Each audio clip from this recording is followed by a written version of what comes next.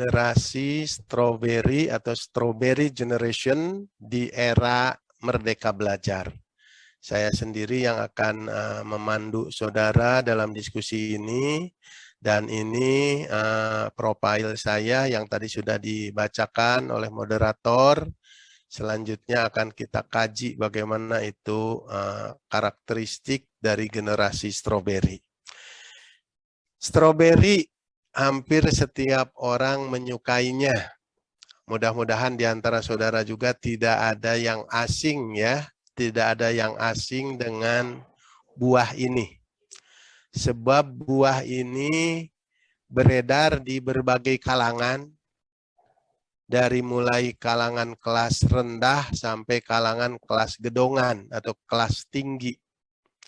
Ciri dari stroberi ini yang pertama, dari segi warnanya memiliki warna dan bentuk yang cukup menarik, gitu ya, yang unik dan menarik. Dari segi rasanya, stroberi ini merupakan atau memiliki rasa yang unik. Memiliki rasa yang unik karena ada perpaduan rasa. Perpaduan rasa antara rasa manis dan rasa asam. Ini merupakan ciri khas tersendiri yang tidak dimiliki oleh buah-buah yang lain, gitu ya. Kemudian dari segi gizi, stroberi ini mengandung banyak sekali sumber gizi, gitu ya, mengandung banyak vitamin dan lain sebagainya, sehingga bisa digunakan untuk sebagai doping ketika orang agak kurang bergizi. Dan karena kandungan serta karena bentuknya yang menarik, maka banyak sekali orang yang menyukai buah stroberi ini. Termasuk saya, gitu ya, itu paling suka, dan di rumah sering nyetok, gitu ya, sering ada stok stroberi, terutama di bulan Ramadan ini juga, gitu ya, bisa kita buatkan jus, gitu ya, baik jus tersendiri maupun dicampur dengan buah yang lainnya, dengan tentu saja menghasilkan rasa yang cukup luar biasa, gitu ya, apalagi di bulan Ramadan ini. Di luar kehebatan tersebut, gitu ya, ternyata stroberi ini memiliki tekstur yang mudah rapuh, gitu ya. Ketika jatuh, misalnya jatuh dari meja atau dibenturkan ke dinding, gitu ya, ternyata mudah rapuh dan mudah hancur serta mudah pecah. Itulah karakteristik stroberi, sehingga dengan kemudahan rapuhnya tersebut digunakan sebagai julukan untuk generasi stroberi yang lahir bersamaan dengan generasi alpha sebagai belahan dari generasi Z. Gitu, jadi itu harus dipahami bahwa generasi stroberi ini adalah generasi Z, gitu ya, yang lahir bersamaan bareng-bareng dengan generasi alpha. Lahiran kurang lebih sekitar tahun 82 ke sini, gitu ya, tahun 82 ke sini, sehingga sekarang yang paling senior di antara generasi stroberi ini usianya kurang lebih sekitar 40 tahun. Jadi kalau saya sudah tidak termasuk generasi stroberi, kalau Bu Mary tadi ya itu masuk dalam kategori generasi stroberi. Kategori generasi Z ya, kategori generasi Z yang berkembang menjadi generasi alpha dan generasi stroberi. Nah, julukan untuk generasi stroberi ini terutama, gitu ya, mewarnai generasi ini generasi yang manis manja. Kenapa dikatakan generasi stroberi sebagai generasi yang manis manja? Karena mereka dimanjakan oleh teknologi. Dimanjakan oleh teknologi, sehingga dengan teknologi dunia dalam genggaman. Mungkin saudara sudah mengalaminya sendiri, gitu ya, ingin makan tinggal pijit HP. Ingin mengirim sesuatu tinggal pijit HP. Perlu apapun, gitu ya, semuanya ada di dalam genggaman. Tidak harus pergi jauh-jauh ke sana kemari, gitu ya. Semuanya bisa datang dan didatangkan dengan teknologi. Dan itu yang mewarnai generasi stroberi, gitu ya. Jadi generasi stroberi ini dimanjakan oleh teknologi.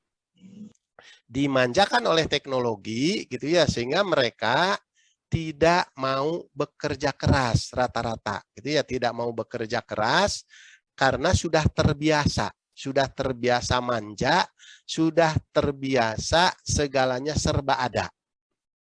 Dan generasi stroberi ini dilahirkan di perkotaan ya. Generasi stroberi ini yang harus hati-hati lahir di perkotaan yang semuanya serba ada, diadakan dan dimanjakan oleh teknologi. Nah, untuk menghadapi generasi stroberi agar bisa berkembang secara optimal, terutama yang positifnya, karena tadi saya kemukakan bahwa generasi stroberi ini memiliki sisi positif dan juga memiliki sisi negatif. Maka untuk mengembangkan sisi positifnya, sejalan dengan kebijakan pemerintah, yakni Merdeka Belajar. Maka Merdeka Belajar menjadi sebagai alternatif untuk mengembangkan generasi stroberi agar berkembang menjadi generasi yang tangguh, tidak berkembang menjadi generasi yang rapuh, gitu ya. Tapi bagaimana mengubah generasi stroberi yang julukannya merupakan generasi rapuh bisa kita ubah melalui Merdeka Belajar menjadi generasi-generasi yang tangguh. Itu yang harus menjadi pemikiran bersama. Bagaimana mengubah generasi rapuh menjadi generasi tangguh melalui kebijakan Merdeka Belajar. Jadi Merdeka Belajar sebagai alternatif. Dalam konsep Merdeka Belajar, sekolah memang tempat belajar. Tapi anak juga bisa belajar dari alam. Biarkan mereka terluka di alam yang keras, karena luka tersebut akan memberi pelajaran untuk menjadi kuat. Nah, jadi ini intinya dalam konteks Merdeka Belajar, maka generasi stroberi ini bisa berkembang secara optimal dan bisa berkembang menjadi generasi yang tangguh, bisa berkembang menjadi generasi yang kuat. Ketika mereka dibiarkan untuk belajar secara langsung dari alam. Alam yang merdeka. Inilah konsep Merdeka Belajar yang mudah-mudahan bisa mengubah generasi stroberi yang rapuh menjadi generasi alpa yang tangguh atau menjadi generasi stroberi yang tangguh. Bagaimana hakikat Merdeka Belajar itu sendiri? Yang pertama, pada hakikatnya Merdeka Belajar adalah kemerdekaan siswa dalam belajar dan kemerdekaan guru di dalam melakukan pembelajaran. Tidak terikat atau tidak terlalu banyak terikat oleh aturan. Jadi mereka memiliki kemerdekaan di dalam proses belajar dan pembelajaran. Yang kedua, hakikat dari Merdeka Belajar itu, siswa belajar sesuai dengan bakat dan minatnya. Siswa belajar sesuai dengan bakat dan minatnya sehingga mereka bisa memilih gitu ya, memilih sumber-sumber belajar yang mereka sukai, memilih sumber-sumber belajar yang sesuai dengan bakat dan minatnya. Oleh karena itu, dalam konteks Merdeka Belajar, maka setiap sekolah dan setiap lembaga pendidikan eloknya menyediakan sumber belajar yang memadai. Menyediakan sumber belajar yang memadai untuk melayani bakat dan minat peserta didik sehingga mereka bisa memilih gitu ya, bisa memilih belajar dan pembelajaran sesuai dengan potensi dan karakteristik masing-masing. Untuk itu maka pembelajaran tidak bisa hanya dilaksanakan sendiri oleh sekolah secara monoton, tapi perlu melibatkan masyarakat dan dunia usaha. Maka dalam konteks Merdeka Belajar, perlu adanya jalinan kerjasama yang baik antara sekolah dengan masyarakat dan dengan dunia usaha serta dengan dunia industri. Nah, untuk membangun dan mengembangkan kemerdekaan belajar bagi siswa dan kemerdekaan belajar mengajar bagi guru, agar siswa bisa belajar sesuai dengan bakat dan minatnya melalui berbagai sumber belajar yang disiapkan oleh sekolah dan lembaga pendidikan, dan dalam rangka menjalin kerjasama yang baik antara sekolah dengan masyarakat dan dunia usaha dan serta dunia industri, maka diperlukan guru-guru yang kreatif, gitu ya.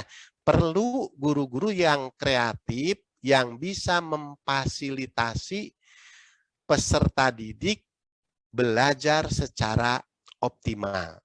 Sehingga guru kreatif ini harus mampu memerankan diri sebagai fasilitator yang tugas utamanya to facilitate learning, memberikan kemudahan belajar kepada berbagai generasi agar berkembang menjadi generasi-generasi yang kuat dan berkembang menjadi generasi-generasi yang tangguh, termasuk mengembangkan generasi stroberi, mengubah generasi stroberi dari generasi yang dianggap rapuh menjadi generasi-generasi yang tangguh.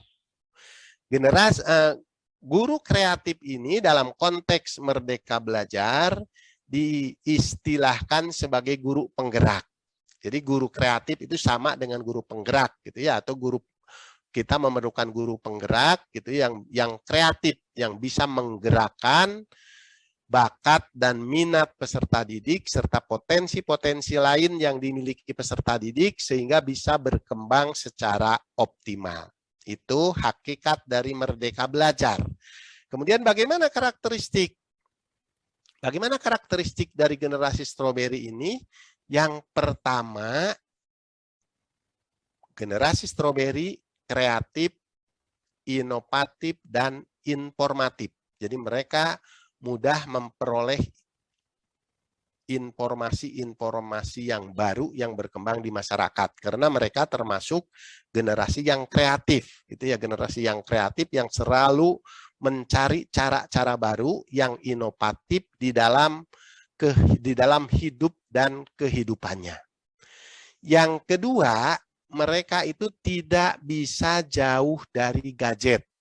Nah, ini gambarnya ya, mudah-mudahan bisa diamati. Ini gambarnya, hampir semua orang di dalam gambar ini semuanya memegang gadget, memegang HP atau memegang laptop.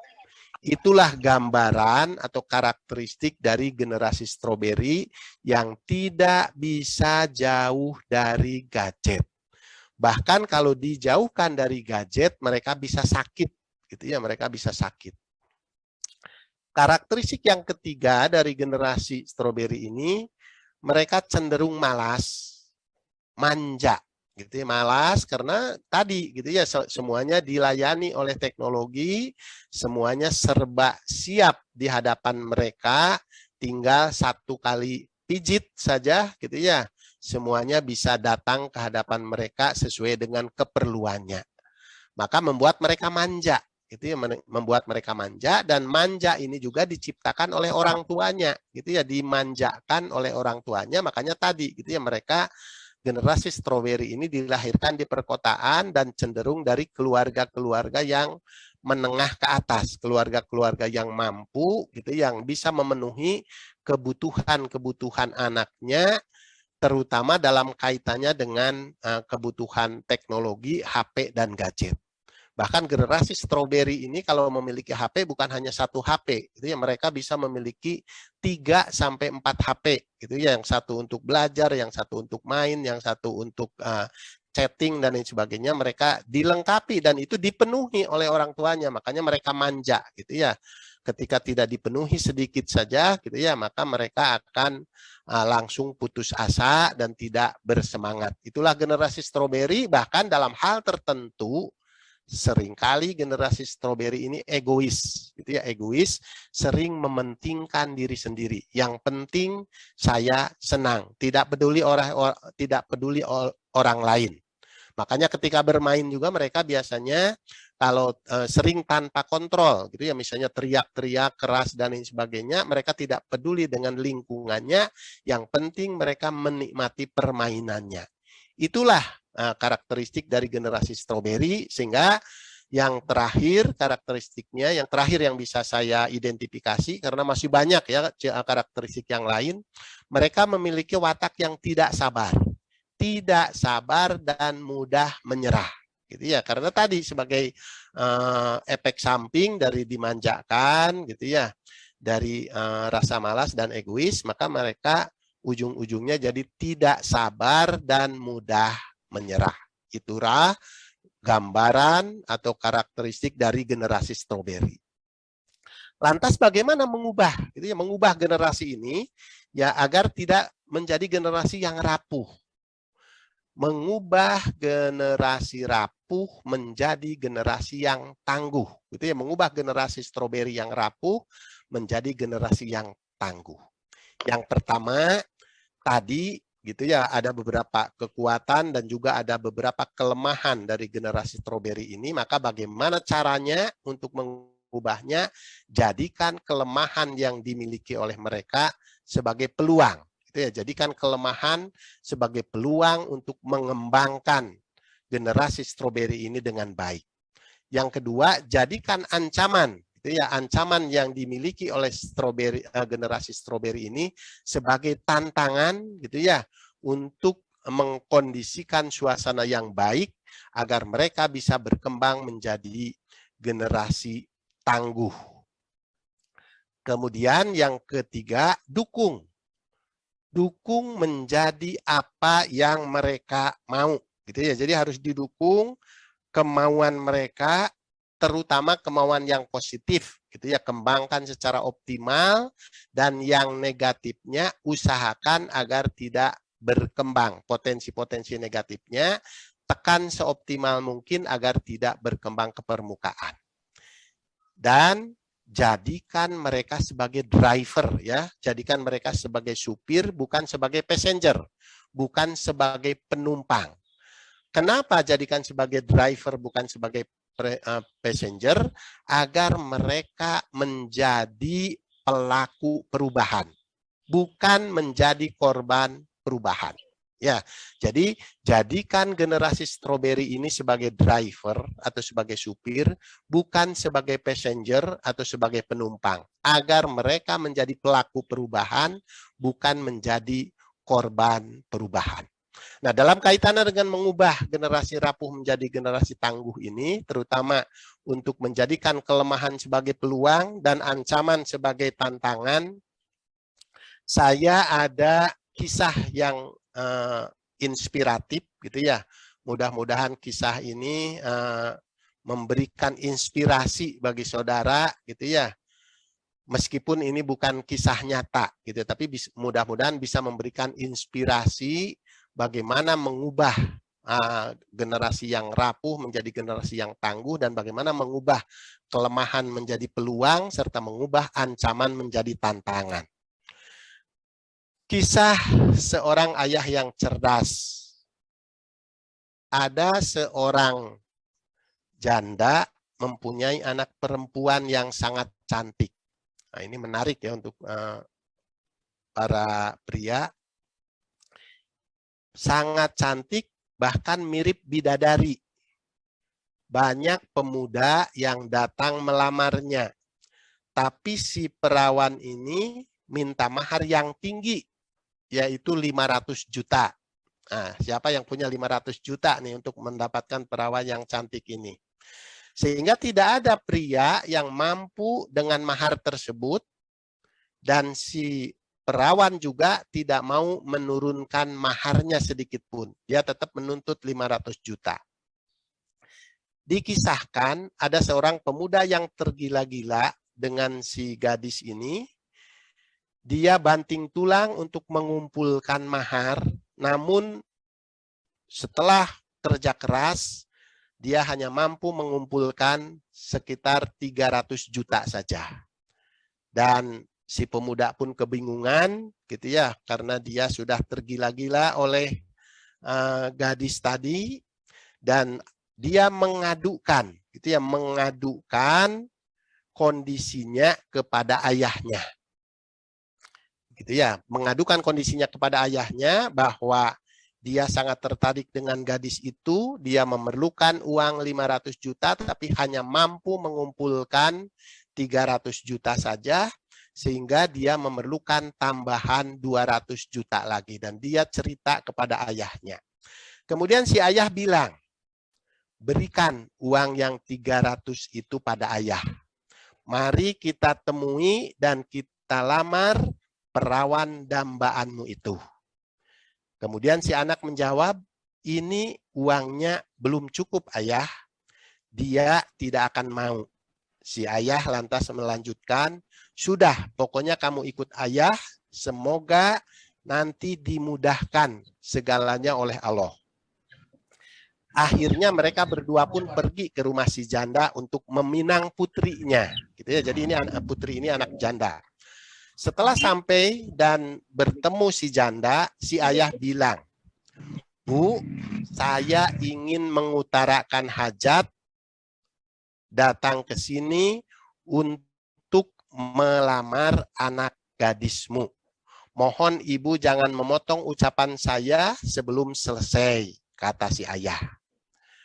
Anak saya ingin melamar putri ibu, dan ini maharnya 100 juta. Si ibu kaget. Jadi si ibu kaget karena tarif dia 500 juta. Bahkan dia akan memprotes. Tapi si bapak keburu bilang, tenang Bu, tenang. Jangan dipotong dulu ucapan saya belum selesai. Dan ini 100 juta lagi mahar buat ibu. Saya juga mau melamar ibu. Mendengar kalimat terakhir, si ibu pun tersenyum lebar. Karena bahagia ada yang mau menikahinya setelah dia lama menjanda. Dengan gembira, dia akhirnya langsung menerima lamaran dari ayah dan anak itu. Para tetangga pun terheran-heran, kenapa akhirnya si ibu ini mau menurunkan mahar putrinya dari 500 juta ke 100 juta. Mereka menanyakan hal ini dengan terheran-heran, menanyakan langsung kepada si ibu yang janda itu. Sang ibu menjawab sambil tersenyum, kalau belinya banyak, dapat diskon. Ini jawaban si ibu. Si pemuda juga terheran-heran karena dia memberi uang kepada ayahnya 300 juta. Namun yang terpakai cuma 200 juta. Kemana sisanya yang 100 juta lagi? Si ayah akhirnya menjelaskan. Yang 100 juta ayah pakai untuk merayu ibumu supaya mau dimadu. Nah, ini cerita ternyata di tangan orang cerdas, kondisi sulit bisa berubah menjadi keuntungan ganda.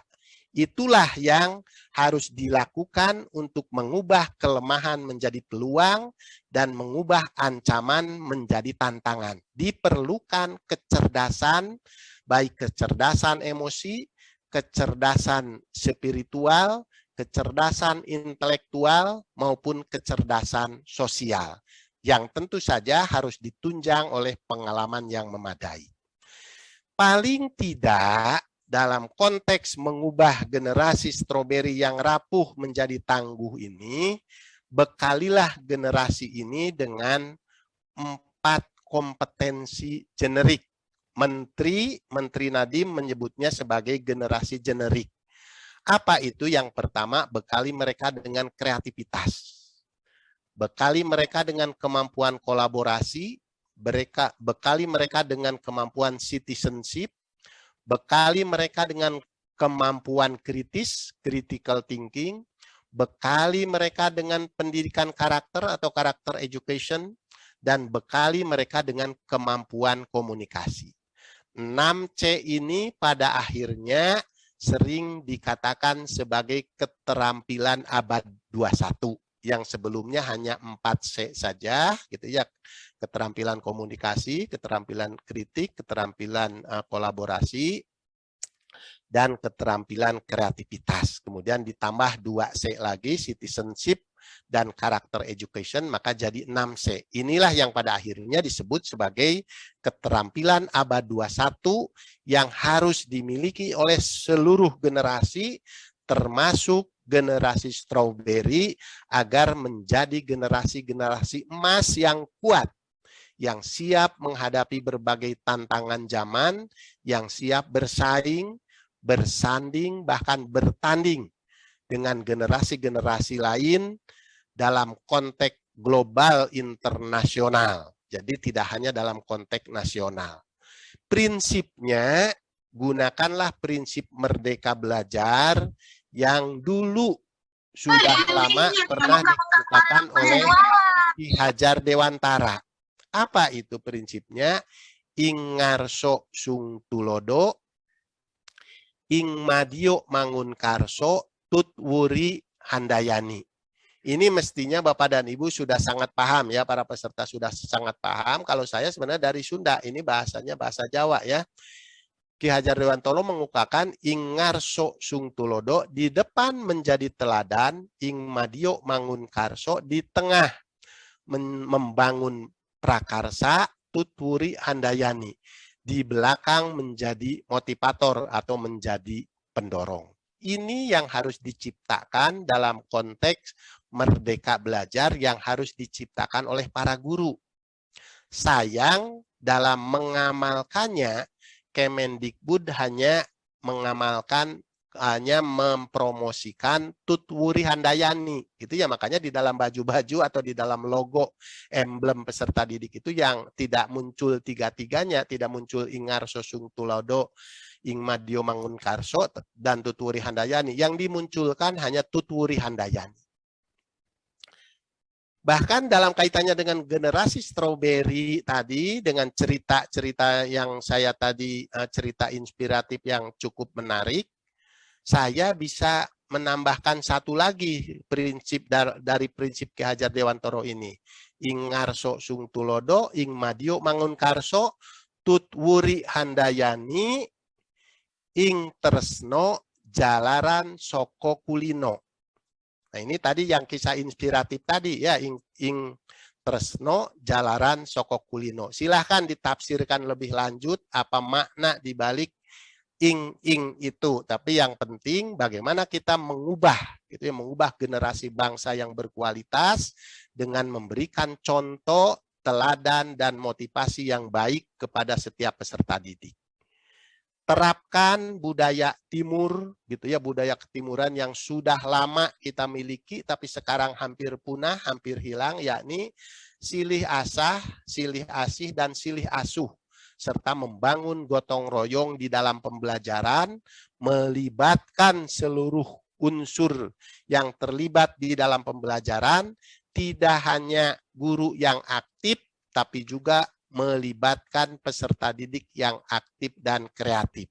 Itulah prinsip merdeka belajar yang harus diperhatikan oleh para guru, oleh para orang tua di dalam memandu pembelajaran untuk generasi strawberry ini. Inilah karakteristik dari guru merdeka ya, yang diharapkan dengan karakteristik ini para guru merdeka bisa mengantarkan atau bisa mengubah generasi strawberry yang rapuh menjadi generasi yang tangguh. Yang pertama, guru itu harus empati. Empati ini merasakan apa yang dirasakan oleh orang lain. Gitu ya. Jadi kalau dicubit sakit, misalnya kita rasakan, cubit dulu diri sendiri, sakit atau tidak. Makanya kalau sakit ya jangan menyubit orang lain, termasuk jangan menyubit peserta didik. Kemudian karakteristik guru merdeka juga yang kedua kreatif dan yang ketiga inovatif. Yang berikut cerdas dan kompeten gitu ya. Jadi memiliki kompetensi yang tinggi sehingga dia memiliki kecerdasan yang tinggi pula, yang selalu mampu mencari alternatif di dalam kesulitan belajar peserta didik. Meskipun demikian, Guru Merdeka Belajar tetap harus sabar dan tidak mudah menyerah. Mereka harus menghadapi peserta didik yang manis manja tadi dengan sabar dan jangan mudah menyerah. Siap bekerja keras, gitu ya, siap bekerja keras dan ikhlas. Tidak cukup bekerja keras, tapi juga harus ikhlas.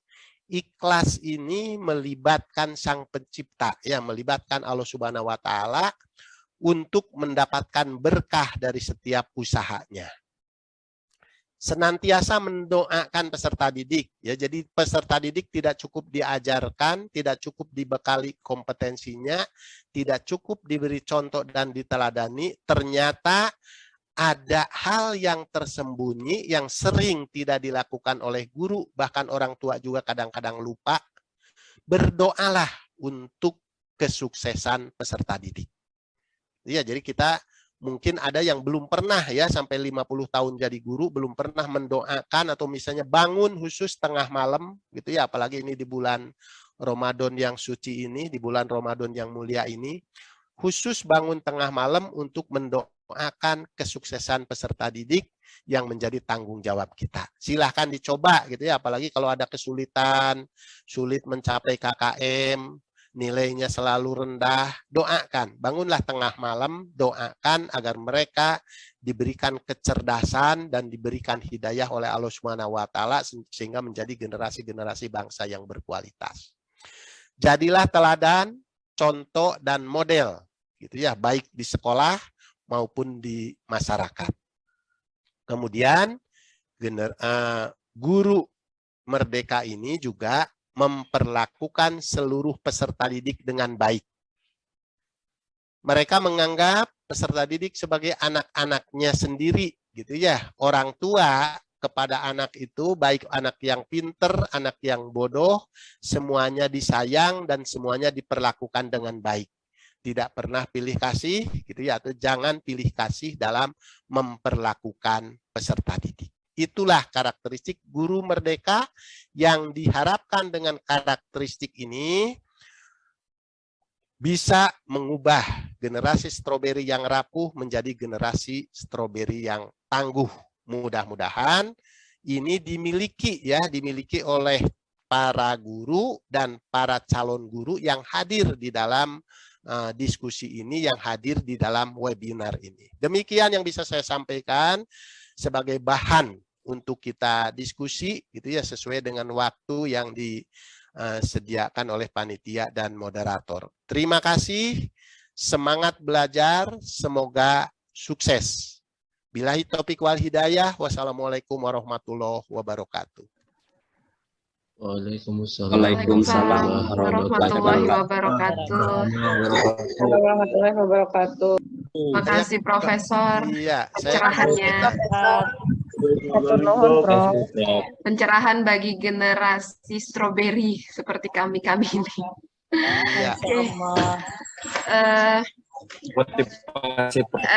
Sesi selanjutnya bagi para peserta yang mau bertanya, saya persilahkan bisa hand raise atau di kolom chat mungkin ya. Yang hand raise dulu ya, yang raise hand dulu, yang raise hand dulu, kemudian nanti bisa interaktif, Silakan langsung. Baik. Silakan Bapak Ibu. Bu Ani sudah siap tuh Bu Ani. Ada Pak ya Bu Ani ya yang raise hand ya? Iya, ada Bu Ani, ada Bu Elis. Oh ya, ada Bu Ani, ada Bu Elis. Silakan. Ini dari Bandung, Bu Ani dari Kalimantan kayaknya ya. Silakan. Silakan Bu Ani yang pertama. Monggo Bu. Oke. Assalamualaikum warahmatullahi wabarakatuh. Waalaikumsalam warahmatullahi wabarakatuh. Siap. Terima kasih Bu Ani kehadirannya. Ya, mohon maaf Pak, kami tidak di tempat yang bagus karena memang ada keperluan tadi. Ini Pak langsung aja untuk mempersingkat waktu. Saya guru Pak, guru SD. Jadi untuk membentuk anak-anak yang berkarakter tangguh tadi kan kita didik anak-anak sesuai dengan bakat dan minatnya. Jadi bagaimana cara untuk mendeteksi atau menemukan bakat dan minat anak-anak didik kita supaya kita dapat mengarahkan lebih dalam lagi bakat atau minat apa yang ada pada anak-anak tersebut. Itu saja Pak pertanyaan kami. Iya. Saya Terima langsung jawab saja ya, langsung interaktif Bu Moderator. Langsung saja Bu Prof. Mary, ya langsung. Jadi untuk mengetahui bakat dan minat peserta didik, kita bisa menelusuri dari catatan-catatan hariannya. Kalau sekarang mungkin tidak lagi menggunakan catatan harian yang manual di buku gitu ya, tapi mereka biasanya mencatat di Facebook-nya atau di Instagram-nya. Makanya kita pelajari gitu ya, dari situ maka kita akan ada gambaran gitu ya, gambaran tentang bakat dan minat mereka. Jadi pelajari dari catatan-catatan hariannya itu ya, dari kegiatan-kegiatannya, jadi kita dekati mereka.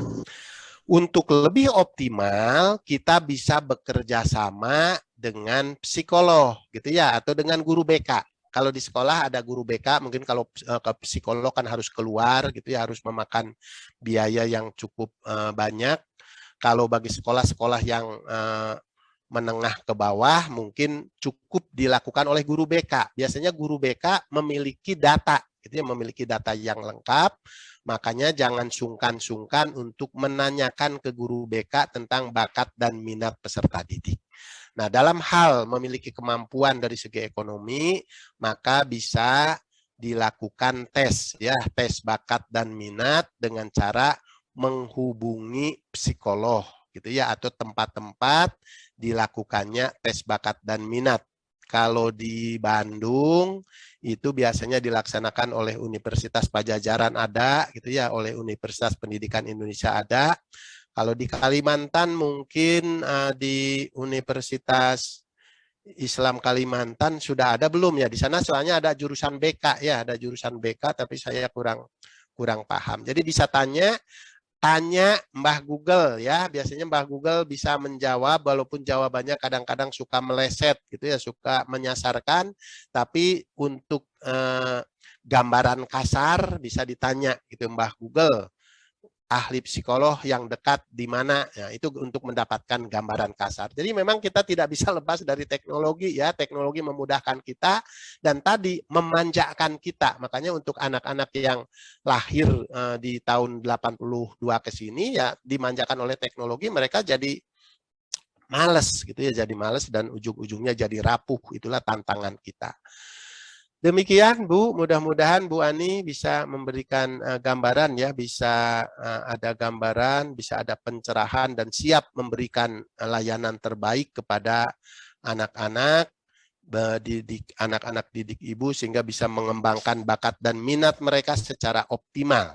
Terima kasih Bu Ani, mudah-mudahan bisa memberikan pencerahan. Silakan selanjutnya Bu Moderator, langsung Bu Elis ya. Baik, Bu Elis, silahkan Bu Elis.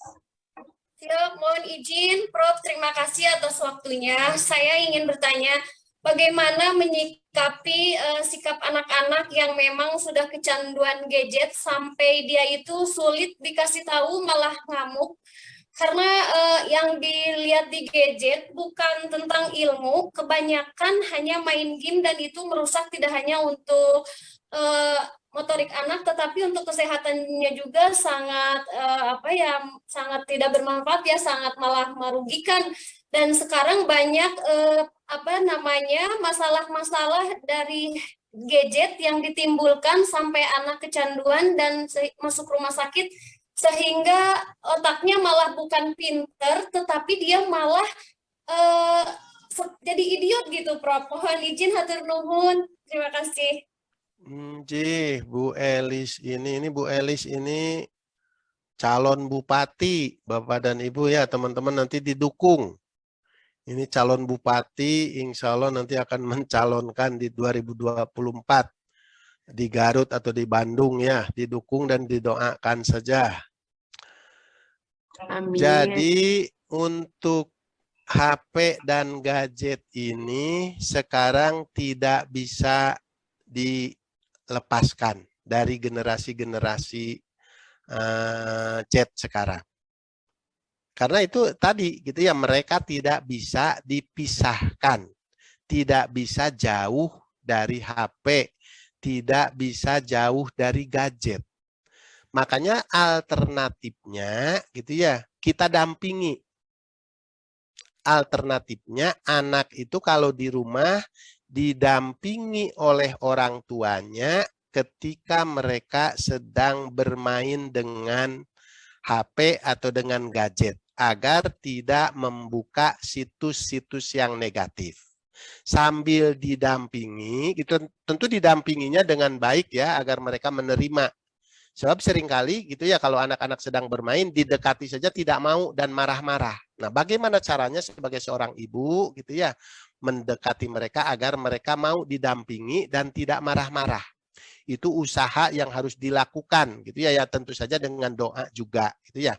Pada saat di sekolah yang harus menjadi pendamping adalah guru gitu ya. Jadi guru harus lebih tahu terlebih dahulu tentang kondisi anak-anak sebelum orang lain di luar tahu gitu ya. Jadi guru harus menjadi pendamping belajar peserta didik yang baik.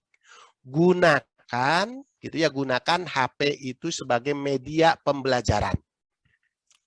Gunakan HP sebagai media pembelajaran untuk mencari informasi-informasi baru lewat internet, untuk memecahkan masalah-masalah yang tidak bisa dipecahkan secara manual gitu ya, dan gunakan untuk berkreasi.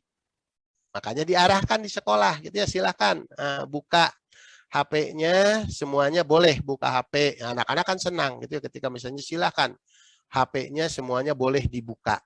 Sekarang masuk misalnya ke situs ini, gitu, cari situs yang positif. Misalnya masuk ke situs sejarah. Silahkan buka misalnya tentang video Super Semar atau video kemerdekaan Indonesia gitu ya. Suruh dibuka, atau kalau di bulan puasa silakan saudara buka ustadz yang paling saudara sukai. Nah, jadi diarahkan begitu, didampingi gitu ya. Nah, lama kelamaan gitu ya, mungkin usaha awalnya ini seperti tidak akan menunjukkan hasil yang optimal. Tapi lama kelamaan mereka akan terbiasa gitu ya, dengan terus berdoa agar menjadi kebiasaan yang positif. Lama-lama akan berubah gitu ya, dari hal-hal yang negatif yang tadinya menggunakan HP untuk bermain, untuk Mobile Legend dan lain sebagainya, maka dengan pendampingan dan pembiasaan mudah-mudahan mereka nanti terbiasa menggunakan HP dan gadget untuk kepentingan-kepentingan yang positif, untuk kepentingan mencapai tujuan ya, untuk kepentingan mencapai tujuan pembelajaran, untuk kepentingan mencapai tujuan hidup yang lebih baik lagi. Itu ya Bu Elis, masih ada pertanyaan? Tidak menanyakan kisah yang inspiratif ya.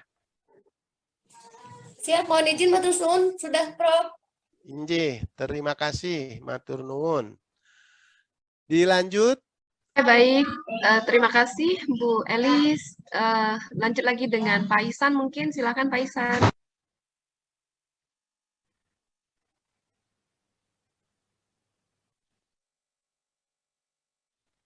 Silahkan Mas Ihsan ya, Mas Ihsan. Ini masih kayaknya masih generasi Z, mudah-mudahan tidak jadi generasi stroberi yang rapuh ya, tapi generasi stroberi yang tangguh. 40 tahun ke bawah. Silahkan Mas Ihsan dibuka mikrofonnya.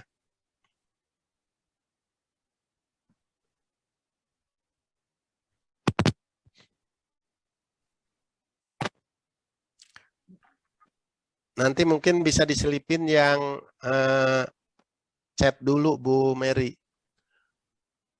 Setelah ini yang chat dulu dibaca satu persatu. Pak Ihsan gimana? Mikrofonnya belum muncul, suaranya belum muncul. Apa koneksi itunya, koneksi headsetnya mungkin kurang? Ya, silakan. Belum kedengaran Suaranya Mas belum Ihsan. muncul, Pak Suaranya belum Ihsan. muncul. Sambil memperbaiki koneksi mungkin coba coba tidak pakai tidak. Ya, itu kayaknya. Kedengaran, Prof? Ya, Kedengaran, Prof? ya, siap, Halo? siap. Terima kasih Pak Profesor. Kebetulan beliau juga dosen kami ya di Uniska ya, Uniska Pasca Iya, Sarjana Magister Pendidikan Tinggi. Nggih. Jadi alhamdulillah. begini Prof, sangat menarik materinya tentang generasi strawberry ini. Kebetulan saya juga guru MI nih ya Prof ya, guru Madrasah Ibtidaiyah. Nah, yang saya ingin tanyakan seperti ini, anak-anak sekarang tuh kan sudah tidak lepas lagi yang dengan namanya gadget ya Prof ya.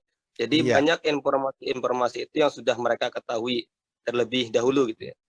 Jadi terkadang ketika kita mengajar di kelas, ketika materi itu sudah diketahui anak-anak, kadang minat belajar mereka tuh kurang Prof. Ini sudah tahu juga ini, ngapain lagi sudah tahu juga. Jadi fokusnya tuh kurang. Jadi gimana Prof ya caranya supaya kita pembelajaran itu tetap fokus mereka itu, walaupun materi itu sudah mereka ketahui.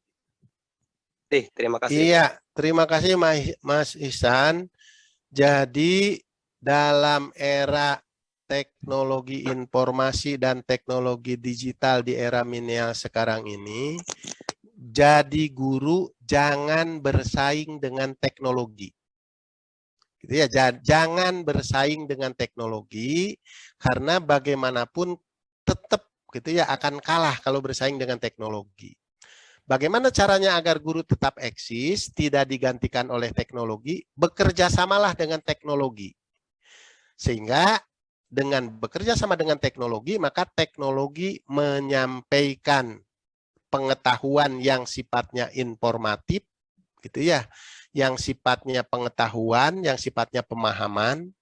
Kemudian guru mencari sisi-sisi lain yang tidak bisa dilakukan oleh teknologi, yakni sikap. Gitu ya kan? Aspek belajar itu ada pengetahuan, ada keterampilan, ada sikap. Untuk pengetahuan itu 100% gitu ya, knowledge. Knowledge itu bisa 100% ditangani oleh teknologi atau bisa 100% disiapkan oleh teknologi. Misalnya ingin tahu apapun, gitu ya, ini pengetahuan. Ingin tahu apapun kita bisa mencari di Google, pasti ada. Tapi kalau ingin sikap, gitu ya, itu Google tidak bisa. Misalnya ingin memperoleh rasa cinta, Google tidak bisa, gitu ya, tidak bisa memberikan rasa cinta karena teknologi salah satu kelemahannya adalah tidak punya perasaan. Maka cari sisi-sisi yang tidak bisa dilakukan oleh teknologi. Jadilah guru yang punya perasaan, jadilah guru yang punya empati, gitu ya. Empati tidak punya, gitu ya, teknologi tidak punya empati. Pokoknya tidak mau tahu lah, saya diprogram untuk menyampaikan ini, kalian mau tidur, mau apa, terus aja teknologi itu gitu ya. Mau capek, mau apa, terus saja kalau sudah diprogram. Karena mereka tidak punya empati dan tidak punya perasaan. Tidak punya rasa cinta, tidak punya kasih sayang, itulah yang harus diberikan oleh guru. Jadi di dalam pembelajaran, guru membangun karakter. Jangan lagi membangun pengetahuan, karena pengetahuan ya sudah bisa ditugaskan saja gitu ya. Silahkan buka HP, kemudian buka apa yang dimaksud misalnya dengan apa yang terjadi dengan Perang Dunia Kedua. Itu ada gitu ya kalau pengetahuannya. Nah, makanya untuk pengetahuan bisa disampaikan oleh teknologi, kita mengambil sisi lain yang tidak bisa disampaikan oleh teknologi, yakni dari aspek sikap. Kita membangun sikap peserta didik agar menjadi generasi-generasi bangsa yang memiliki sikap yang baik, yang memiliki sikap empati, yang memiliki sikap toleransi, yang memiliki sikap menghargai orang lain. Gitu ya. Demikian halnya dalam keterampilan. Untuk keterampilan ini bisa bagi dua ya, karena ada keterampilan yang bisa disampaikan, yang keterampilan yang berat ke pengetahuan itu masih bisa disampaikan oleh teknologi. Misalnya pengetahuan yang prosedur gitu ya, misalnya cara menghidupkan misalnya mesin mobil. Itu bisa gitu ya disajikan oleh teknologi kalau diprogram. Tapi kalau yang prakteknya mereka tidak bisa. Ini yang prakteknya langsung oleh guru, dibimbing oleh guru. Itulah kerjasama antara guru dengan teknologi. Jadi jangan bersaing, gitu ya, jangan bersaing dengan teknologi. Misalnya teknologi sudah menyampaikan pengertian, menyampaikan prinsip, menyampaikan prosedur. Kemudian di kelas kita juga menyampaikan prosedur, prinsip dan pengertian, mengulang lagi. Itu akan membosankan peserta didik, gitu ya. Dan kita akan cenderung dicemoohkan oleh peserta didik. Kemudian dalam hal tertentu kita juga bisa memanfaatkan peserta didik yang sudah tahu ya. Memanfaatkan peserta didik yang sudah tahu untuk bercerita kalau tentang pengetahuan, untuk bercerita ke kelas atau ke peserta didik yang lainnya, sehingga yang sudah diketahui terlebih dahulu oleh peserta didik bisa menjadi pengetahuan bersama dan dikuatkan atau diberikan penguatan oleh guru. Itu Mas Ihsan ya. Mudah-mudahan bisa memberikan pencerahan. Dilanjut Ibu Mary, Ibu model. Prof, kita lanjut ke yang chat ya, Prof chat. ya. Coba dicari yang chat ya. Ada dari Pak Dodi. Maaf, ini Pak Dodi apa Ibu Dodi Rifani. Pertanyaan, ada pengantarnya di sini. Generasi strawberry punya mental yang rapuh, mudah menyerah, kemudian tapi dia kreatif. Nah, semuanya ada di generasi strawberry gitu ya. Tapi ketika mendapat masalah, dia mudah menyerah dan tidak bisa menerima masalah yang dihadapinya. Lalu pertanyaannya, Prof, sebagai seorang orang tua, itu bagaimana perannya kita agar anak-anak menjadi generasi yang tangguh? Peran orang tua di rumah, ya mohon yang ini dimatikan mikrofonnya. Peran orang tua di rumah ya tadi gitu ya, tadi seperti saya sampaikan ke Mas Ihsan adalah menjadi pendamping. Menjadi pendamping anak ketika anak sedang belajar atau sedang bermain.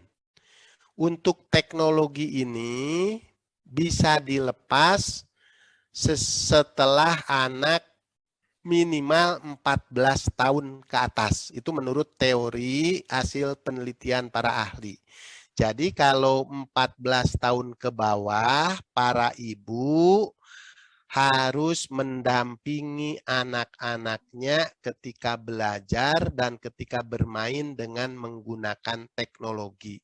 Jangan bosan-bosan dan jangan acuh gitu ya. Jadi jangan masing-masing anak dibiarkan gitu ya, asal anteng, asal diam dengan HP, kemudian ibunya main HP sendiri. Ini tidak boleh gitu ya. Jadi harus mau tidak mau kalau ingin memiliki generasi yang baik, generasi yang unggul, generasi yang tangguh, maka di tangan ibu lah semuanya. Jadilah ibu yang baik, yang mau dan mampu mendampingi anak-anak, terutama anak-anak yang 14 tahun ke bawah yang belum bisa mandiri di dalam menggunakan teknologi. Dampingi ketika mereka sedang bermain, dampingi ketika mereka sedang belajar. Sehingga mereka akan menghargai ibunya, bukan menghargai teknologi. Gitu ya. Jadi kalahkan teknologi. Bagaimana caranya? Kalahkan peran teknologi itu dengan peran ibu. Silahkan apakah dengan cerita, gitu ya, dengan cerita ketika misalnya ibu tersebut mengandung anaknya, dengan contoh dan lain sebagainya, agar anak itu ujung-ujungnya bisa diarahkan ke kegiatan-kegiatan yang lebih baik. Itu barangkali ya untuk peran ibu. Mangga dilanjutkan. Ada pertanyaan lagi dari Bu Rahmawati ya. Bu Rahmawati mengajar di RA, oke? Di anak RA punya sikap emosional yang belum labil, Prof. Mereka masih suka main-main dan belum paham. Belum stabil mungkin ya. Belum stabil ya. Belum stabil mungkin maksudnya, oke?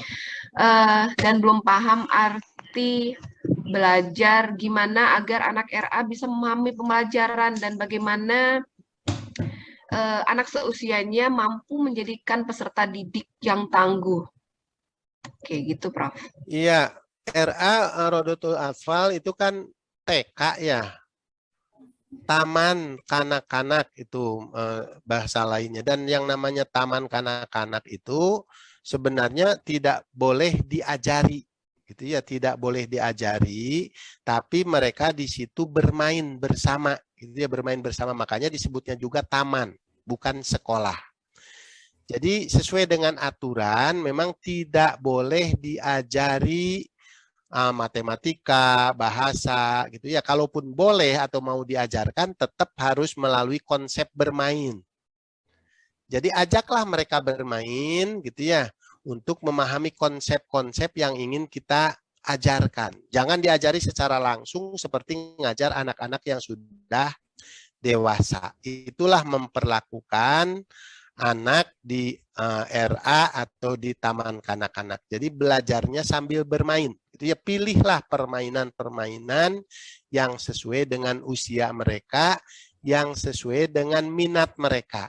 Makanya taman kanak-kanak atau RA yang baik itu adalah yang memiliki berbagai sumber belajar dan fasilitas permainan yang banyak gitu ya, yang bisa dipilih oleh para peserta didiknya untuk bermain serta mengembangkan bakat dan minatnya dengan optimal.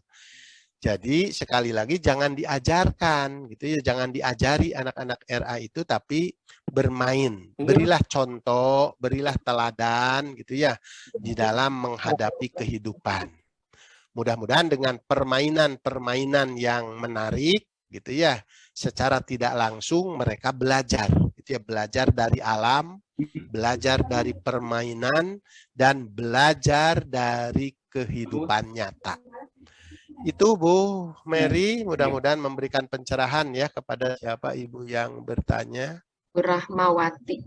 Masih ada? Oke, saya Ya, Bu Wati, ya, masih ada. waktu kita masih sampai 11.30, Prof. Jadi masih cukup panjang ini. Kita sampai jam 11 ya, jam 11. Jam 11. Jam 11 maksimal karena saya ada kelas ya, ada janji dengan mahasiswa UT juga di sini, ada sebagian yang hadir kayaknya. Tapi bolehlah, silakan dilanjut. Pokoknya maksimal jam 11, setelah jam 11 nanti dilanjutkan oleh acara panitia. Oke, mungkin saya lanjut ke yang raise hand lagi. Ada Iksan, Pak Iksan. Apakah masih menyimak Pak Iksan? Sudah tadi Bu, mohon maaf. Oh, sudah. Mohon maaf, belum diturunkan presetnya. Pak Ihsan sudah. Itunya Pak Bu Rini ya? Bu Elis belum diturunkan itunya.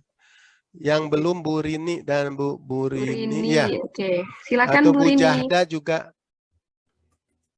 Bu Rini dulu. Oke. Terima kasih atas kesempatannya diberikan. Selamat siang Pak Profesor. Bahwa tidak dapat dipungkiri bahwa generasi strawberry ini pun mempunyai banyak kelebihan juga selain yang dikatakan tadi sebagai generasi yang lemah dan manja seperti itu ya. Mereka juga mempunyai kelebihan di bidang IT dan mampu berpikir kritis dan komunikatif. Nah, pertanyaannya bagaimana cara menggali kemampuan-kemampuan tersebut sehingga menjadi bekal bagi mereka dalam sebagai life skill-nya itu agar dapat bertarung lah di dalam masa-masa yang akan datang. Mungkin seperti itu, Pak. Iya, jadi betul ya bahwa generasi strawberry ini memiliki kelebihan dan kekurangan. Kelebihannya tadi gitu ya, dalam hal IT dia sangat menguasai karena memang usia mereka ya. IT ini usia generasi Z yang termasuk di dalamnya generasi strawberry. Tapi gitu ya, sesuai dengan julukannya generasi strawberry, mereka itu tidak sabar gitu ya, malas dan rapuh gitu ya, makanya dikatakan sebagai generasi strawberry. Maka pemikiran yang bagus gitu ya yang dikemukakan oleh Bu Rini bagaimana untuk mengoptimalkan gitu ya. Jadi yang harus menjadi pemikiran guru itu adalah mengoptimalkan kelebihannya terutama dalam penguasaannya terhadap IT dan informasi, kemudian menekan kekurangannya agar tidak berkembang dalam kehidupannya. Gitu ya, agar berkurang. Kalau dihilangkan tidak mungkin, tapi ditekan saja, dikurangi atau ditekan agar tidak berkembang yang negatifnya. Misalnya malas, gitu ya, bagaimana agar tidak malas lagi, gitu ya. Diajak. Yang pertama diberi contoh dan teladan oleh gurunya, gitu ya. Jadi kalau kita ingin anak itu kreatif, kalau kita ingin peserta didik itu kreatif dan inovatif, maka kita sebagai guru harus kreatif dan inovatif. Itu yang pertama ya. Karena guru itu ya guru, digugu dan ditiru, dicontoh dan diteladani oleh peserta didik. Jadi jangan berharap anak-anak kita kreatif kalau gurunya tidak kreatif. Jangan berharap peserta didik inovatif kalau gurunya tidak inovatif. Makanya kebijakan Nadiem itu adalah membuat guru penggerak dulu, gitu ya, guru penggerak yang mampu menggerakkan potensi peserta didik, guru penggerak yang kreatif, gitu ya, guru penggerak yang aktif, yang bisa menjadi fasilitator untuk memfasilitasi atau untuk memberikan kemudahan belajar kepada peserta didik di sekolahnya. Yang kedua, gitu, yang kedua untuk generasi-generasi stroberi yang memiliki kemampuan luar biasa di dalam teknologi ini bisa juga bekerja sama dengan memberikan peran kepada mereka.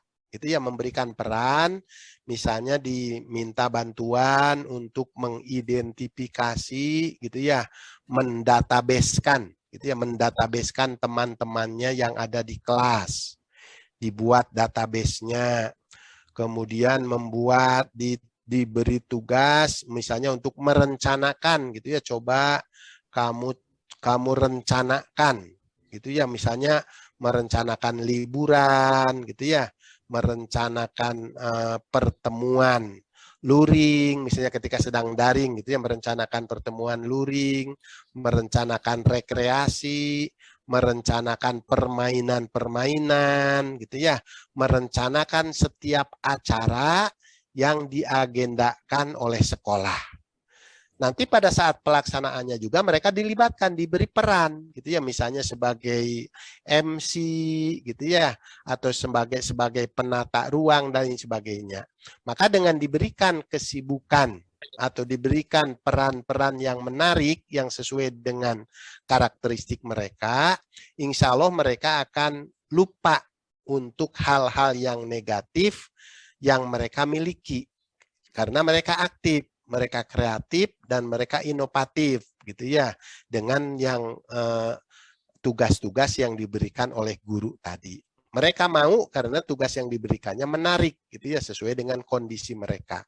Dengan demikian maka sekaligus bisa menekan, gitu ya, menekan kelemahan mereka, menekan rasa malas mereka, menekan arogansi mereka, gitu ya, sehingga tidak arogan lagi, tidak malas lagi, dan tidak rapuh, gitu ya, karena sudah terbiasa menghadapi tantangan yang diberikan oleh guru, gitu ya, sehingga mereka tidak lagi menjadi anak-anak yang manja atau anak-anak yang manis manja. Yang ketiga tadi ya, yang ketiga selain dilibatkan, diberikan tantangan, baik tantangan verbal maupun tantangan melalui tindakan-tindakan nyata di dalam kelas atau di dalam pembelajaran. Misalnya tantangan verbal itu, coba kalau tiba-tiba datang seorang menteri ke sekolah kita dan mereka membutuhkan tenaga ahli dalam bidang teknologi. Nah, ditantang begitu ya dengan cerita, ini ditantang secara verbal. Apakah saudara siap? Nah, gitu ya. Kalau tiba-tiba datang seorang bupati ke sekolah kita, kemudian meminta bantuan untuk mengembangkan teknologi di wilayah kita. Apakah saudara siap? Nah, itu mereka akan berpikir ya, generasi-generasi yang dekat dengan teknologi itu akan berpikir. Jadi berikan contoh, teladan, berikan pendampingan, kemudian berikan peran, dan yang terakhir berikan tantangan kepada mereka agar mereka terbiasa untuk menghadapi masalah. Gitu ya, jangan manis manja tadi, mengubah yang manis manja menjadi terbiasa untuk menghadapi tantangan dan menghadapi masalah. Demikian Bu Rini ya, Bu Rini Herlina. Terima kasih keterlibatannya. Ini Bu Rini ini dari Kalimantan Selatan ya, dari Hulu Sungai Tengah ya. Dari Kuala. Iya, dari Kuala ya. Silahkan berikutnya Bu Mary. Silahkan Bu Zahda. Silahkan. Bu Zahda ya. Assalamualaikum Prof. Waalaikumsalam warahmatullahi Saya Zahda, mahasiswa pasca sarjana berkaitan dengan hakikat merdeka belajar, Prof. Kebetulan pengalaman saya mungkin sangat sedikit sekali karena saya baru saja ngajar di salah satu akademi di Banjarmasin. Mungkin melihat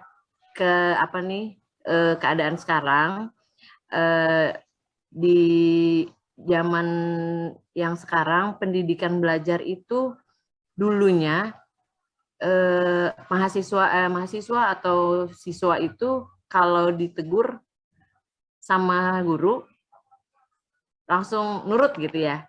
Nah, kalau sekarang itu kan kalau sekarang ditegur dikit-dikit main lapor. Ini tindakan ini gitu. Padahal zaman dulu itu ada tindakan sedikit tuh malah justru orang tuanya mungkin nggak apa-apa karena itu memang salah anaknya atau lebih mendukung ke kita para pengajar gitu. Nah, kalau sekarang sedikit-sedikit main tuntut gitu kan, tuntut gitu. Gimana caranya sekarang? Artinya bagaimana kita menyikapi anak murid yang kita tegur supaya tidak berdampak panjang seperti yang sekarang, ada tuntutan segala macam gitu. Sedangkan saat ini kan kita maunya mahasiswa itu tetap belajar dengan baik dan attitude yang bagus. Kebanyakan saat ini beberapa lulusan yang terbaru itu mahasiswa itu attitude-nya kurang banget sama kita gitu. Jadi bagaimana kita menyikapinya, Prof, supaya bisa attitude anak mahasiswa kita ini tetap bertahan dengan cara ajar kita. Nah, kembali ke hakikat merdeka belajar supaya kita bisa kemerdekaan siswa dan guru ini berjalan, siswa belajar sesuai bakat dan minatnya kan ya, Prof ya. Gitu, Prof. Bagaimana menyikapinya, Prof, untuk di zaman 4.0 ini, Prof? Iya, kembali ya yang pertama guru itu harus menjadi contoh dan teladan baik di rumah, bagi keluarga, di sekolah, bagi peserta didik dan warga sekolah, maupun di masyarakat dan lingkungannya. Dia tetap harus menjadi contoh dan teladan dimanapun, gitu ya. Dimanapun ketika sedang melakukan apapun. Jadi harus beda, gitu ya. Kalau guru harus beda dengan yang lain. Nah, dalam kondisi sekarang sudah banyak guru, gitu ya, kasus guru yang tidak lagi bisa dicontoh dan diteladani. Jadi itu sering disebutnya oknum, gitu ya. Jadi kalau yang menyimpang itu biasanya kita sebut si oknum, gitu ya. Nah, oknum guru ini ada beberapa oknum guru yang sering melakukan pelanggaran karena tidak paham undang-undang. Jadi guru gitu ya agar paham, agar tidak melakukan tindakan-tindakan yang menyimpang, maka harus paham undang-undang dan standar nasional pendidikan beserta undang-undang lain, gitu ya, termasuk memahami hak asasi manusia. Apakah tindakan-tindakannya itu masih bisa ditoleransi dalam koridor pendidikan, dalam rel pendidikan, atau sudah keluar. Jadi itu harus tahu gitu ya. Misalnya kalau saya nyubit itu dijamin tidak oleh undang-undang pendidikan atau oleh undang-undang hak asasi manusia atau oleh undang-undang hukum dan undang-undang yang lainnya. Boleh tidak? Misalnya ketika di dalam pembelajaran nyubit peserta didik. Gitu ya. Kalau dulu yang pertama aturannya belum ada, undang-undangnya belum ada. Yang kedua dulu orang tua itu percaya penuh kepada guru sebelum ada oknum, gitu ya, sebelum ada oknum yang sering melakukan pelanggaran, yang sering melakukan penyimpangan. Oknum guru yang melakukan pelanggaran itu misalnya memaksa peserta didik untuk melakukan hal yang negatif, gitu ya. Kemudian memberikan contoh yang tidak benar, gitu ya, kepada peserta didik maupun kepada masyarakat. Itu juga guru yang disebut oknum tadi, sehingga membuat orang tua kurang percaya kepada guru. Jadi sekarang itu sebagian besar orang tua atau masyarakat menarik kembali sebagian kepercayaannya kepada guru. Jadi kalau guru itu merupakan orang yang super gitu ya, satu-satunya yang digugu dan ditiru itu dulu. Kalau sekarang itu sudah bukan lagi menjadi pedoman atau prinsip utama di masyarakat. Karena sudah ditarik sebagian kepercayaannya, mungkin ya tinggal 80 atau 70% saja sekarang kepercayaannya terhadap guru. Karena sekarang banyak guru-guru yang pragmatis gitu ya, guru-guru yang pragmatis, bahkan banyak guru-guru yang hedonis, yang ingin misalnya ingin dapat sertifikasi saja gitu ya, siswanya dibiarkan tidak belajar. Ada juga guru yang siswanya diberi tugas bebas gitu ya, seenaknya, gurunya main HP, main WA. Nah, ini yang merusak gitu ya, sehingga mengurangi kepercayaan masyarakat dan mengurangi kepercayaan orang tua terhadap guru. Dengan berkurangnya kepercayaan itu gitu ya, maka setiap tindakan guru, terutama tindakan-tindakan yang agak aneh, dipertanyakan oleh orang tua. Ini tindakan ini edukatif atau tidak?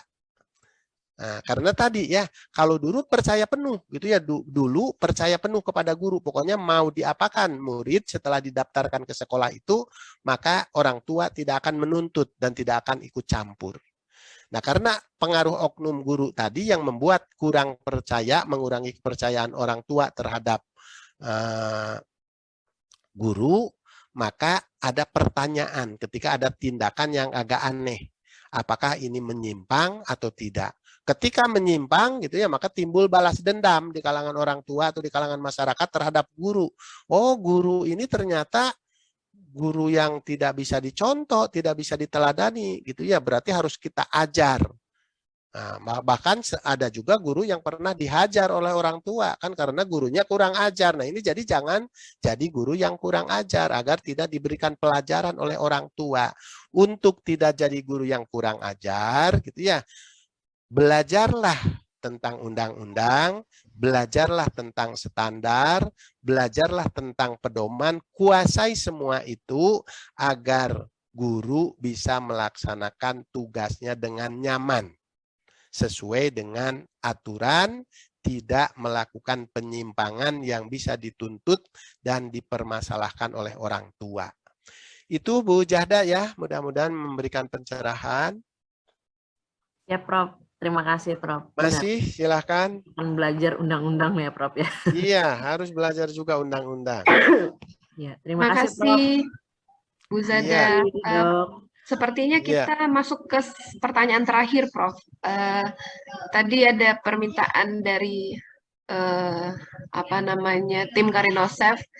Ada Mas Yusri, silakan Mas Yusri mau bertanya.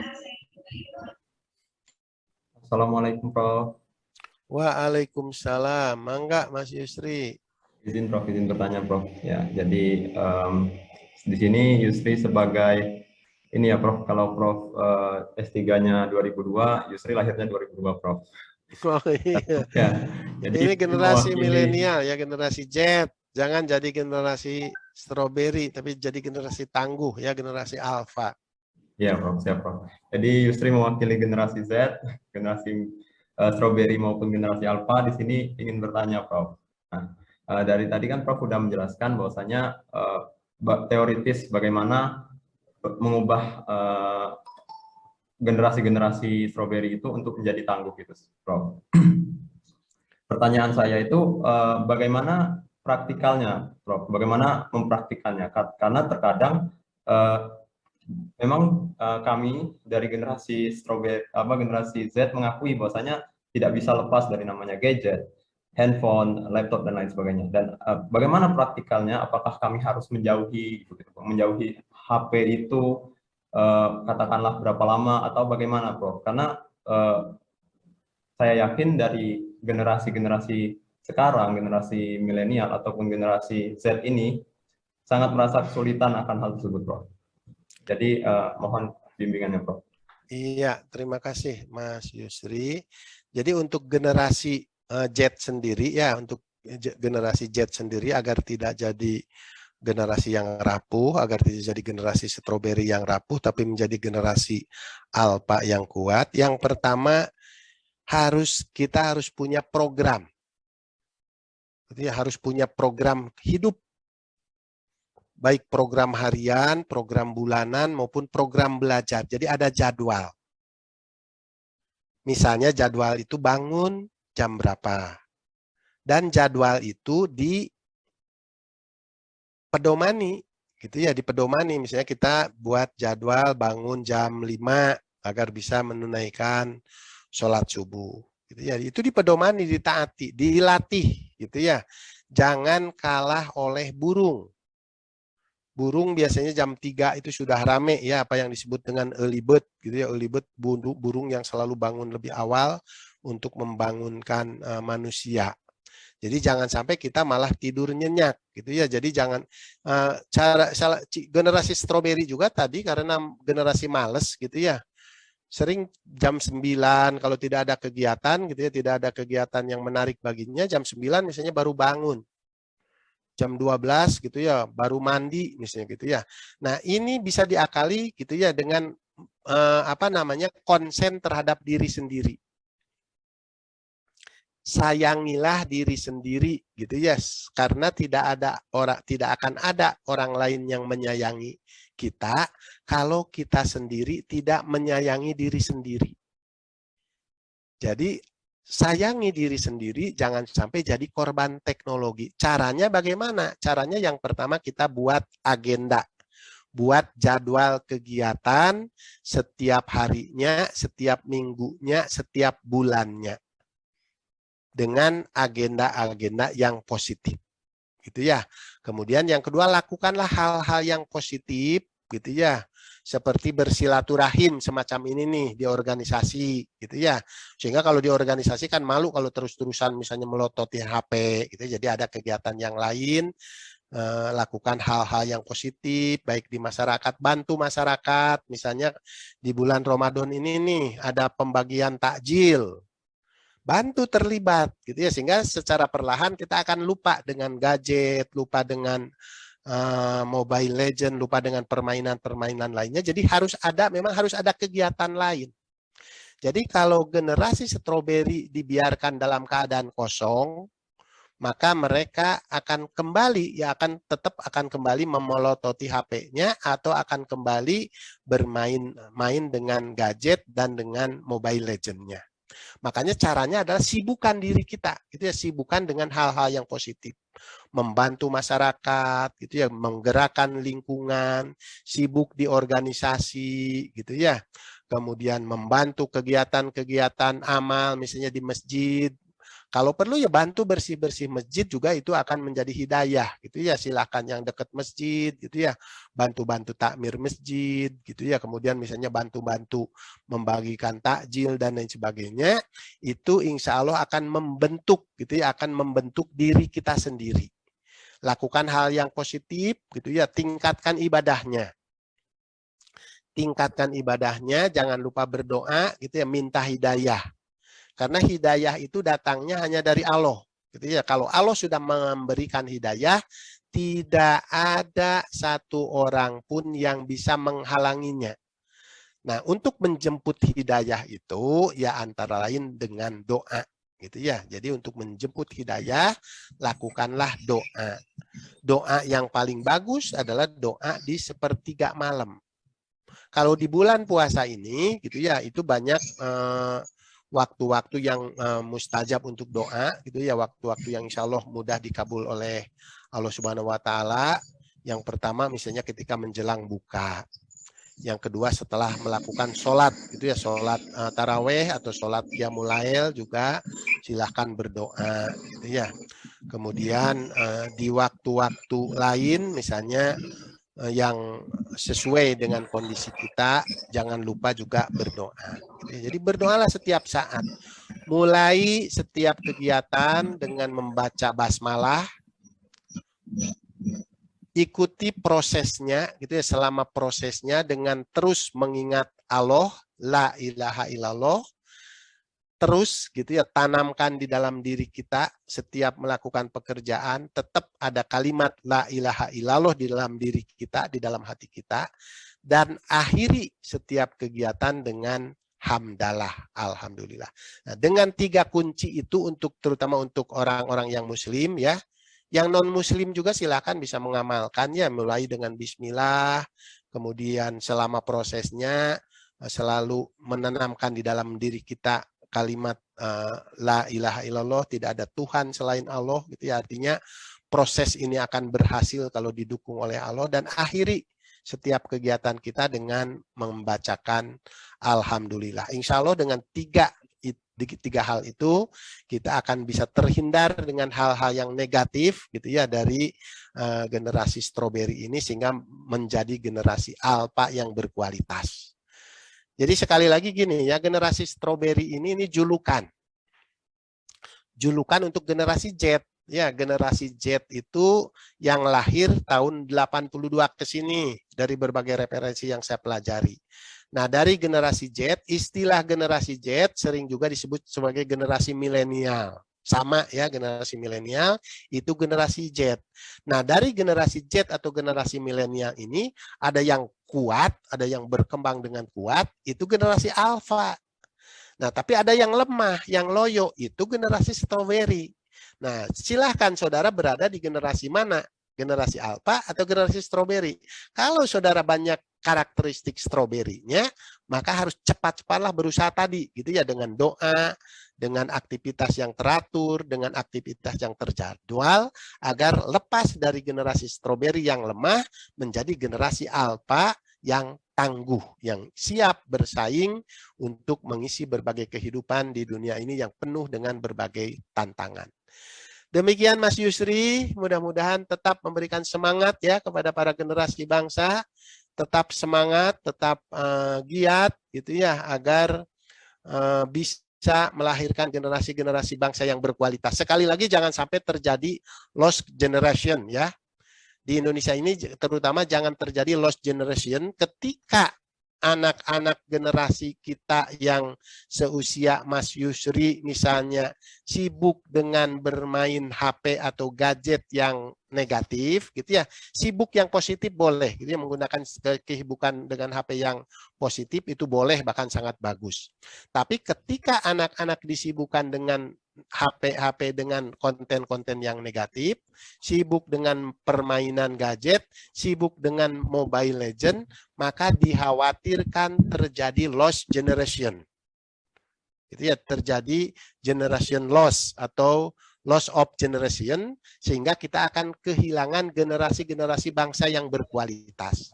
Padahal pemerintah berharap tahun 2045 ketika 100 tahun kemerdekaan Republik Indonesia, berharap muncul generasi-generasi emas dari saudara, gitu ya, dari generasi milenial, dari generasi Z diharapkan menjadi generasi-generasi emas yang siap mewujudkan negara maju, gitu ya, siap bersaing dengan negara-negara maju yang lain. Demikian Mas Yusri, mudah-mudahan bisa memberikan semangat ya, paling tidak memberikan semangat dulu sehingga mulai hari ini silahkan dijadwal kegiatannya, silahkan terlibat kegiatan-kegiatan yang positif, silahkan banyak silaturahim dengan orang-orang yang baik agar mendapatkan pengalaman yang baik pula. Terima kasih. Terima kasih Prof. Ya, semoga jadi nasihat untuk seluruh masyarakat remaja zaman sekarang Prof. Ya insya Allah. Amin. Menjawab tantangan zaman di masa depan untuk Indonesia itu sendiri Prof. Amin. Terima kasih Prof. Terima kasih Mas Yusri, terima kasih Prof. Mas Yusri ini aktif Prof. Kegiatan positif, aktif, sebagai mahasiswa pun dia aktif. Gitu. Bapak Ibu sekalian, kita memasuki waktu-waktu penghujung acara webinar pada pagi menjelang siang hari ini. Sebelum kita closing acara webinar, sebaiknya kita berfoto bersama dulu di ruang Zoom ini. Silahkan yang belum membuka kameranya, diharapkan untuk bisa stay membuka kameranya. Bismillahirrahmanirrahim. Ruang pertama, silakan siap-siap. Tidak gaya? Sudah gaya itu, Prof. Oke, ruang kedua.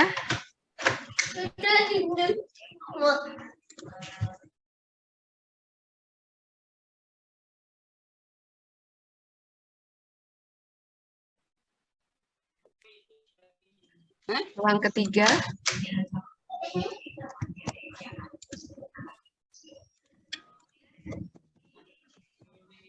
Ruang keempat lagi. Ini ada 6 ruangan Bapak Ibu, mohon bersabar.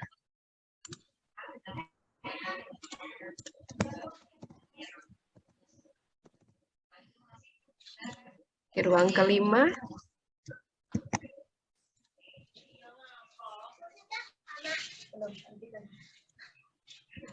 Dan yang terakhir ruang keenam.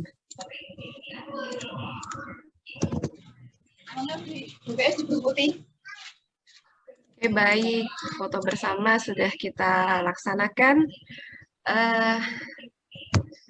Di ujung acara, saya selaku moderator mengucapkan terima kasih yang sebesar-besarnya kepada pemateri kita, Prof. Dr. I. Mulyasa, MPD. Terima kasih atas materinya yang membuka wawasan kita, membuka pikiran kita tentang perilaku generasi Z, generasi stroberi, untuk menjadi generasi tangguh gitu ya Prof ya. Mudah-mudahan ke depan kita bisa melaksanakan webinar yang sama untuk memberikan edukasi kepada peserta yang lain terkait dengan membangkitkan perilaku atau kebiasaan masyarakat muda, masyarakat generasi Z ini, yang notabene memang saya pikir banyak yang mudah menyerah, tidak sabaran, kemudian banyak yang terkena dampak daripada gadget atau perilaku-perilaku negatif di luar sana. Nah, mudah-mudahan apa yang kita dapatkan pada hari ini menjadi ilmu, menjadi manfaat, menjadi pahala yang dinilai oleh Allah Subhanahu wa Ta'ala. Saya akhiri dengan membaca Alhamdulillahirabbil alamin dan Alhamdulillah. Terima kasih Bu. Saya izin lab ya karena saya ada kelas dengan UT. Jadi silakan mahasiswa Universitas Terbuka kita masuk ke web ya. Kita masuk ke web yang berikutnya. Terima kasih para peserta. Terima kasih. Terima kasih. Assalamualaikum. Waalaikumsalam warahmatullahi wabarakatuh. Waalaikumsalam. Mohon izin admin untuk mendapatkan sertifikat gimana tuh?